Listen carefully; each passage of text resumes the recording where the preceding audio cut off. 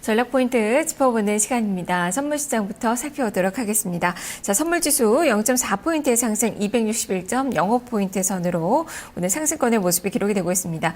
양봉을 만들어내고 있습니다. 시가는 마이너스 선이었지만 플러스 전환되면서 고가를 높이고 있고요. 현재 외국인 투자가들 2,067억 원가량 7계약 정도 매수세가 강하게 들어오고 있는 그 상황인데요.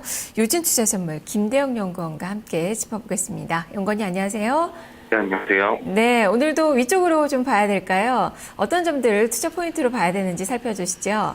네, 일단 그 뉴욕 증시가 미국 주요 경제 지표의 그 회복 흐름이 좀 지체됨에 따라서 대체로 약세를 나타냈고요. 그에 따라서 글로벌 위험 자산의 가격 상승이 좀 지연된 효과를 보였습니다. 특히 달러화가 주요 통화 대비 강세를 나타내는 등 아시아 역내에서 신흥국 자산의 가치 하락이 좀 두드러질 가능성이 있기 때문에 오늘 지수 선물은 좀 비교적 보수적으로 좀 접근하시는 게 바람직할 것으로 보고 있습니다. 외국인은 전일 정기 거래에서 5천 계약을 순매수했습니다. 미결제약정이 2,700계약 증가해서 외국인 초단기 세력의 신규 매수와 더불어서 장기 매도 세력의 환매수가 동반된 것으로 보이는데요. 일단 초단기 세력의 경우에는 매수 여력의 부진으로 추가 매수에 대한 가능성이 그렇게 높지 않은 한편 장기 매도 세력의 경우에는 환매수의 추세성이 존재하기 때문에 그 매수의 지속성이 일정 부분 담보되어 있는 것으로 보고 있습니다.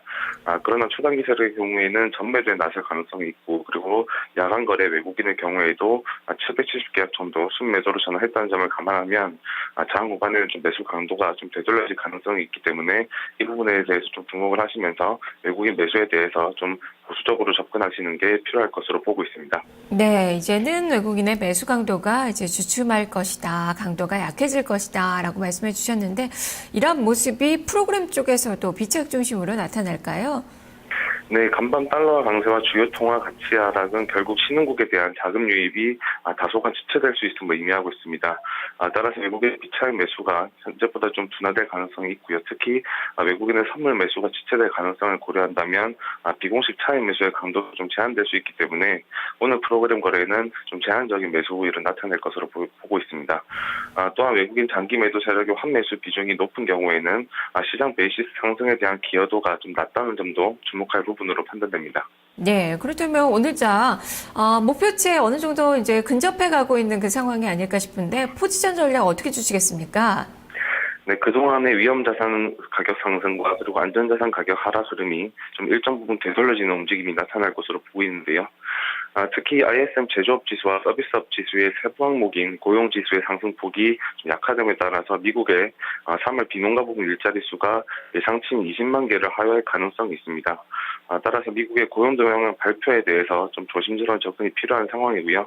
262포인트를 겨냥한 매수 진입의 시점을 고용 결과 발표 이후로 연기하는 것이 위험 관리 차원에서는 맞다는 판단입니다. 네, 여전히 목표치는 262선이다. 그럴 때 오늘 움직일 수 있는 레인지는 어느 정도나 설정이 가능할까요? 네, 기본적으로는 일단 일종 변동성을 고려하는 경우에는 260포인트는 좀 지지될 것으로 보이고 있고요. 위로는 상반 변동성 262.5포인트까지는 열려 있지만 어느 정도 그 추가적인 상승은 좀 힘들 것으로 보이기 때문에 오늘 지수 레인지는 260포인트와 262.5포인트 수준 내에서 좀 등락을 거듭할 것으로 전망을 하고 있습니다. 네, 좁은 박스권의 흐름을 예상을 하시네요. 말씀 잘 들었습니다.